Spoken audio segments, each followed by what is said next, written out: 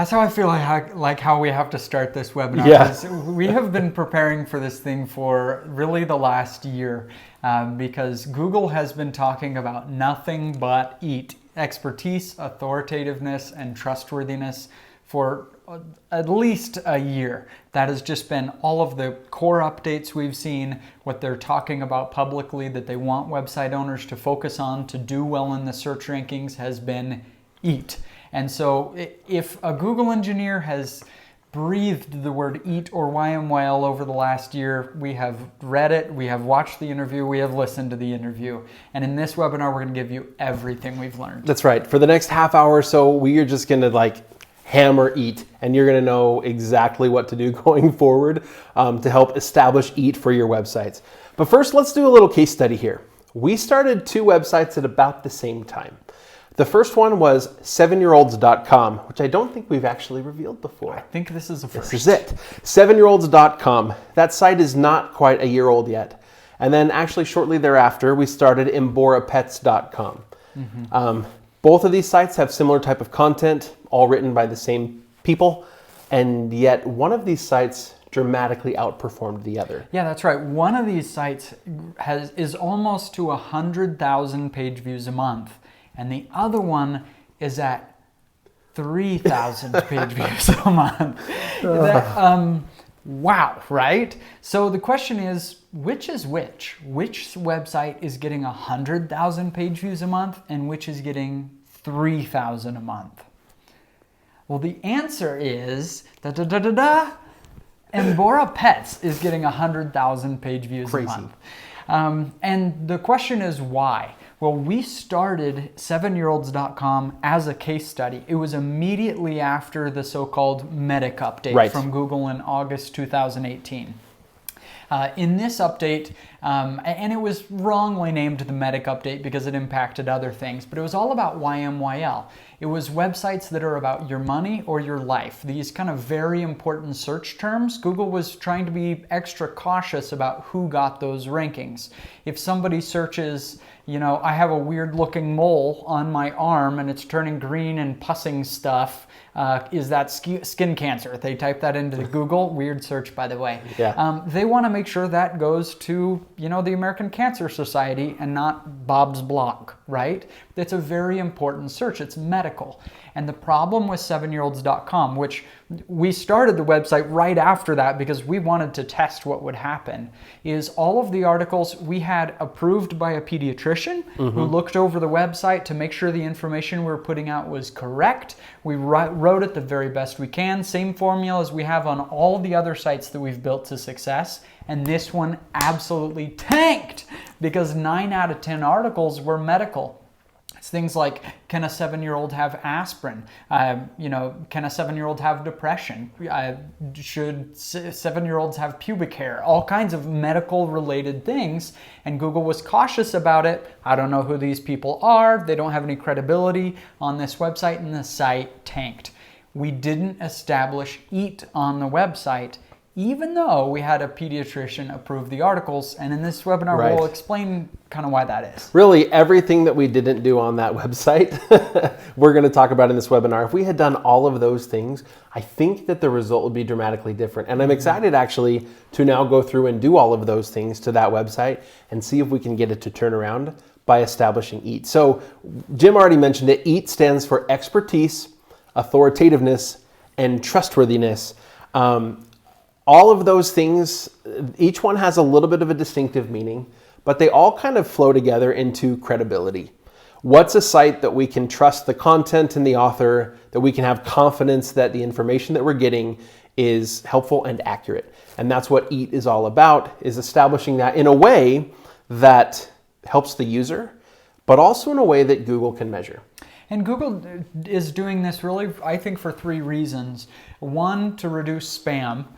Because it's, an expert on the topic is unlikely to be the one spamming the web with it. The second thing is it prevents the overrun of the internet from AI written articles. It's trying to tie an article to an actual author now. And so it kind of stems that tide. And then the last thing is liability or reputation of Google. That again, they don't, on a very critical search topic, they don't want to send you to an unreliable source. Exactly. Okay, so how can you look at your reputation online in the way that Google looks at it? Because this is a cool trick. This is a cool trick. Okay, so just go to the Google search bar. You can see it here on the slide. Just type in the name of your website or the name of your company, and then type in -site: and then your actual URL. So in this case, yeah, for us, Income School -site: incomeschool.com. Right. So what this is going to do is it's going to show you all mentions of Income School that aren't on incomeschool.com, and that's going to show what other people are saying about our business. And this is a very, very big deal for knowing kind of what your reputation is. Again, if you're kind of a scammy guy, somebody that doesn't have that authority in the space, Google doesn't want you to get the search result. Now, we're talking about all this, and I'm sure a lot of you on YouTube right now hear this, and it's like, well, crud. I mean, I've quilted for years. I'm a quilter. I enjoy doing this. Great, now I can't rank on Google because I'm not whoever the famous quilter, right?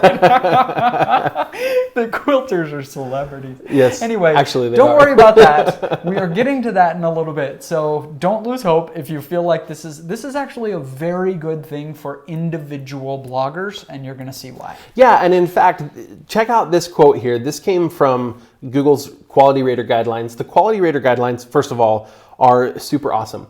There are literally thousands of employees for Google who just go around looking at specific web pages. So a specific page on a specific site, and they are trying to identify basically EAT. And Google gives them guidelines for exactly what to look for, exactly like how to test it. And then they've made these guidelines available to us, and they actually recently put out an update. This quote comes from that update. It says, keep in mind that there are high EAT pages and websites of all types. Even gossip websites, fashion websites, humor websites, forum and Q&A pages, etc.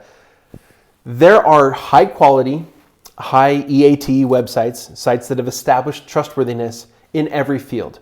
And I think that EAT is only going to get more and more important in all of those other fields as time goes on. So we talk about YMYL, your money, your life, but Google's told us this year that that's been expanded to substantially more topics, now it's more like industries. your money, your life, your news, your politics, your shopping. It really fits a lot of searches. And so EAT, this isn't just something if you're in the medical field or in the medical industry or if you're in the financial space. This is going to be important to you one way or another at some point down the road. So establishing EAT today is going to be super beneficial. And again, no matter what industry you're in, you can establish that EAT, and that's what Google's telling us. So the Quality Rater Guidelines, the way they work are they have these thousands of people who are manually going and rating different websites according to the different criteria that they've set out that they want a good quality page to have. But they're not manually controlling the rankings in Google. The way they're using that is a data set to then train the AI. And that is a important difference to understand how Google works, but it's kind of something that doesn't matter. Because if you do well on the data set, if Google did its job training the AI and setting the algorithm, you're gonna do great. So that QRG is very, very important, but it's a very long, almost 200-page document. You can find it at incomeschool.com/200 if you want to read the whole thing. But we did a webinar for you a year ago where we just gave you the breakdown of the need-to-know information from that. So be sure to check that out next. One of the big takeaways from that is that establishing EAT or EAT on your website actually comes down to establishing it sort of in establishing EAT sort of for three different things. The first one is establishing EAT for the main content. So in a blog post, the main content of the blog post is the written content. If you have a video in there, that's part of the main content. The main content for the homepage is maybe a little bit different, but on every page, it's what is the purpose of the page and what content supports that. That's the main content. And so the first way to establish EAT is actually to establish expertise, authoritativeness, and trustworthiness for the content and through the content itself. Right, so if you read an article on a topic, one is authoritative and one is not, like what would be some of the things that you would look for to say, oh, this is a legitimate source of information when you're actually reading it? Now, the article text itself obviously can't have expertise. It is an inanimate object. But this concept of credibility, really, certainly we can find a lot from the on-page information in that content. So I was writing an article this week about peaches. How long do canned peaches last, before they're past their expiration date? And when I'm researching that topic to write my own article, I see a bunch of different blog topics, and they're okay. What I've written, they're in a helpful format. And so if I'm linking to other blogs, what does that tell the reader? It says my source of information, my level of knowledge is like just common blog level knowledge. If I wrote that same article, but I instead linked to white papers from the FDA, I linked to scholarly articles from a college that had actually done studies on canned food and their storage and how long they last and stuff, it says something very different about the level of authority of this information. And so that's, maybe tip number one, if you want to just up your level of how your content is viewed by others in terms of credibility, link to really credible resources. Now, you should link to other blogs too, but link to a really credible resource. And a quick way to do that is, instead of doing your research just on Google, go to Google Scholar and type in the same thing and link to those articles instead. The next one is about the length of content. And I know a lot of people talk about like longer articles do better. That's not necessarily true. What Google's looking for, what these raters are looking for, is insufficient main content for the topic. And so for a given topic, it may be that 1,300 words is plenty, it's very sufficient. Or it may be the 800 words and a nice data table, maybe a little embedded YouTube video, that's sufficient. And so that is a high quality EAT. I love the way they put that, by the way. They said, a page is low quality if it has an unsatisfying amount of content on the page. You come to the page to answer a question and you're not satisfied by the end. Right, like my query before about the pussing mole thing. Exactly. Like, if you search that and the article says, it's cancer. It's kind of an unsatisfying amount of content on the page. Right, I'd like to have maybe a little bit more information. Right, and so for some topics, that's going to mean a lot more content. Sometimes it is going to mean a 3,000 word, what we call like a pillar post for your website. Sometimes it is going to include a lot of images and, maybe some data tables, maybe some quotes and citations from other websites, or of other websites. And so making sure that you match the content to the search query is actually really important, even for establishing EAT. Now, also make sure the content is error-free in terms of spelling and grammar generally. I don't think you need to send this through a crazy editorial process and stuff for most niches, but it is something to be aware of, especially if you're writing in English as a second language. We have a ton of members of our course, Project 24, who are starting their websites and making passive income online, who are from other countries and speak English as a second language. And this is an important piece for them. For a lot of them, it really could hold them back. And so sometimes we do recommend, you should probably have somebody proofread your content before it goes live. If it's riddled with mistakes, it can hurt your rank on Google. And one more quick tip for establishing EAT in your content is interlinking between posts. It actually does add a lot of value to your user if you give links that are highly relevant to the content, to the search that the user has done within the post, and link them to other content on your website. It's going to help you in your website, but it actually, again, helps with the credibility of the content that you've created. Okay, the next major part of EAT is EAT for the creator of the content. And this is really the primary thrust of what EAT is all about. They want to know, is this writer a reputable, credible source for this content? So you need to know how you are viewed by other people. Now, there are a lot of things that you can do on your own website to help to establish credibility for you as an author. But shout as loud as you want about yourself. Google knows for sure that a spammer can just simply write an about page and say, I have a doctorate from Yale and whatever. And that is really not going to make a difference in your search rankings. Really, if you want to do well for EAT as a writer, it's what other people say about you. So that's links and authoritative mentions. Now, authoritative mentions is interesting here because Google has been talking a lot about non-link mentions. And when we started hearing that, it was blowing my mind, right? Because I was like, well, how do you know they're talking about this Jim Harmer when there's another Jim Harmer in the UK who is a baseball player, right? And so, I mean, if somebody just uses Jim Harmer and talking about SEO, how do they know it's me? And my guess is how they're tracking that is when they say something like, you know, Jim Harmer from Income School, blah, blah, blah, blah, blah, on another blog post, because it has my name and the brand name associated with it, then Google's able to say, I know that Jim Harmer, and it gives me cred for having been cited as a source there. Now, Jim mentioned kind of tongue-in-cheek the About page, and while, people could put anything that they want on an About page, it has become absolutely crucial. Yeah, you should have one. You should have an About page for the website, but you should also have About content for every writer on your website.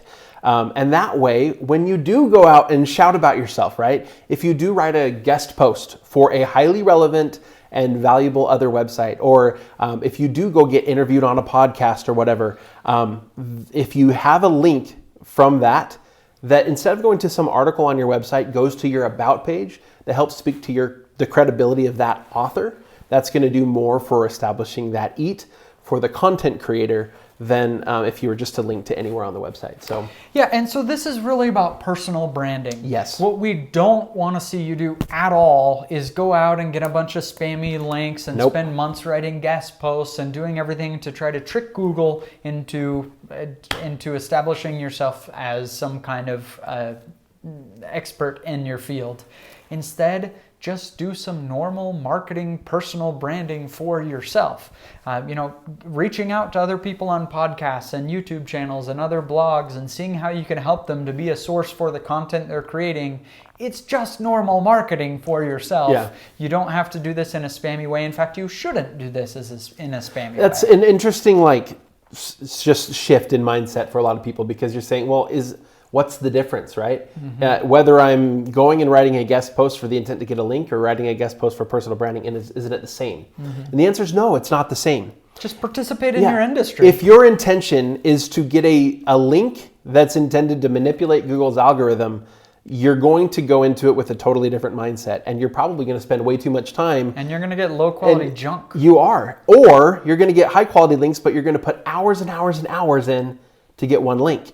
Well, that's fine. Put hours and hours and hours in to build credibility, to build a name and brand recognition in your industry. That's what we're talking about here. Mm-hmm. And I like the way you put that, is participate in your industry and build a brand for yourself. Do something newsworthy, and then you might get covered by the news. Exactly. Trying to send out 10,000 press releases. It's just... Precisely. All right, and then the last piece of EAT is for the website itself. So an example of this is like WebMD. Now, a lot of the authors on WebMD are anonymous, or it will kind of mention them just in a byline, but the organization is very well known. You know you're going to get a reliable piece of information that a doctor has been through and checked when you go to WebMD. And so that organization, that domain name, is going to have a lot of credibility. And so there are a lot of things you can do on a website. You know, if you went to a new website, you were trying to choose what bank, and you'd never heard of this bank, but somebody said, hey, go check out scammersbank.com, right? If you go there, what are some things that you would look for to say this is a legitimate bank or not a legitimate bank? Well, if they didn't even have an SSL certificate, you'd be like, that's weird. If they didn't even have a link to the FDIC and information about the FDIC insurance, you'd say, well, that's weird. If there was no phone number to contact a bank you'd say, well, that's weird. Right. And no address listed on there. There was no privacy policy. It didn't look like a professional design. Enough of these things start piling up and you say, that's a scam website, right? And so EAT for the website, just credibility for the website, is a lot of these factors. It may be dozens or hundreds of things that Google is all analyzing together in EAT about the author, the content, and the site itself to determine valid, not valid. A couple of things that are just going to be super important is, like, for example, get an SSL certificate on your website. It should be free through your host. You can get a basic SSL certificate. Not having that today diminishes your credibility in people's eyes, but especially in Google's eyes. But other than that, like for most people, the credibility of the author and the credibility of the website really go hand in hand, because in many cases, you're the sole author on your website. But you do want to establish yourself as an author and as an expert in the industry as a person, but you also want to establish the brand around your website so that your website establishes credibility in that industry, like WebMD has done.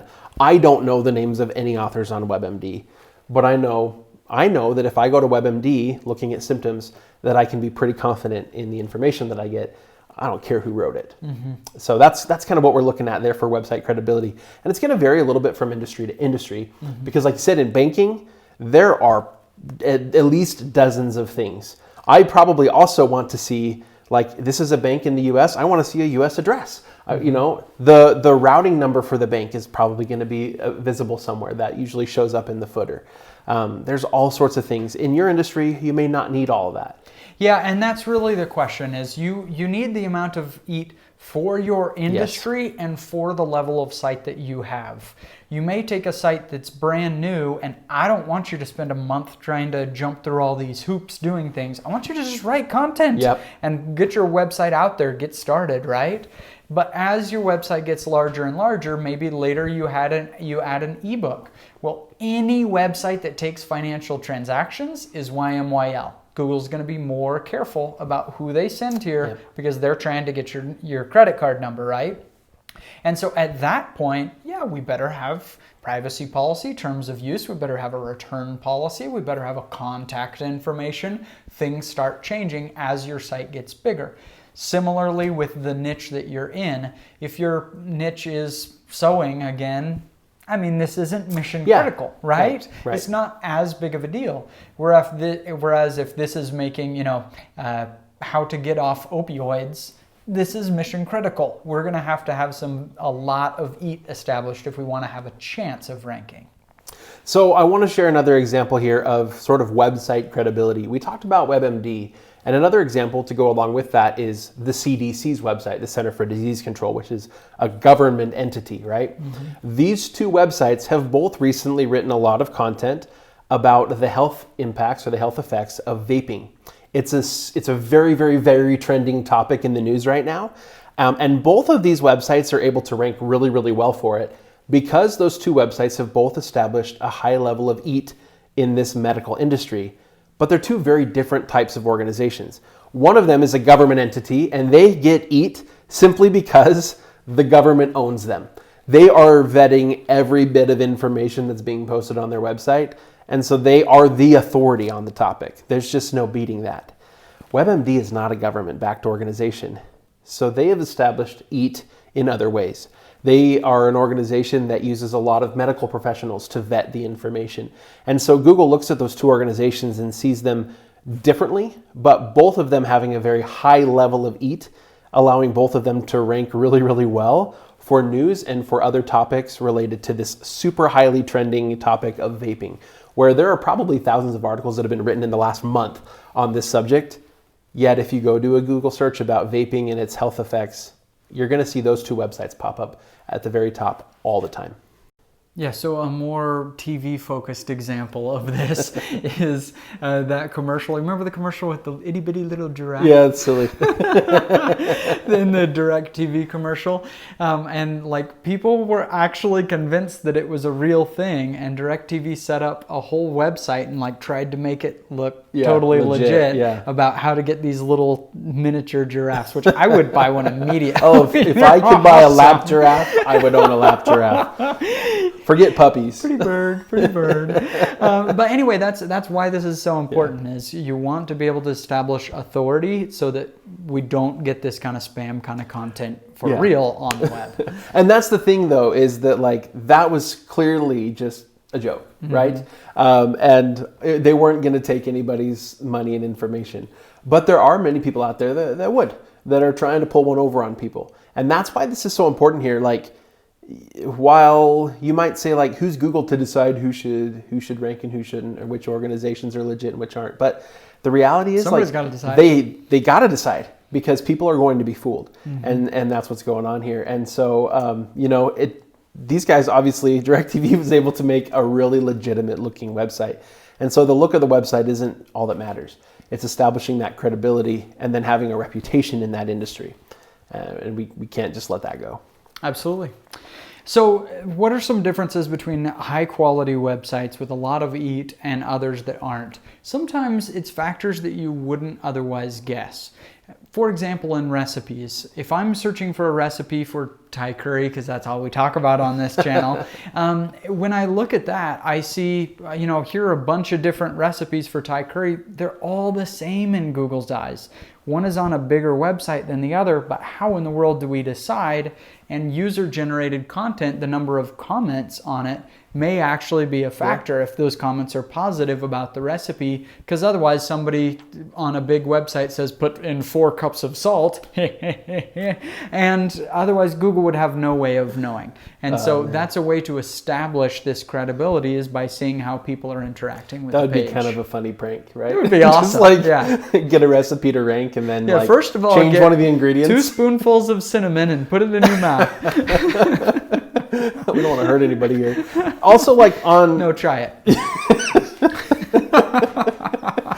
For a website's credibility or an author's credibility, if the website doesn't have enough, if it has, again, an unsatisfying amount of information about the website or its creator, that lowers the reputation of that website in Google's eyes. So again, like that about page, it is important to have a satisfying amount of information about you, so that again Google can have get an idea of who you are.